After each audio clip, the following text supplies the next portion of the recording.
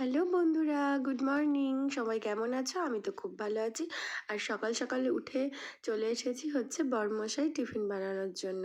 এখানে আজকে আমি ওকে দিয়েছি হচ্ছে রুটি, আর সাথে ছিল ডিম আলু পেঁয়াজ ভুজিয়া, আর দিয়েছি লাড্ডু। আসলে বাঙালি মানুষ তো শেষ পাতে একটু মিষ্টি লাগে, রোজ দিই না, ওটা এক এক দিন দিই।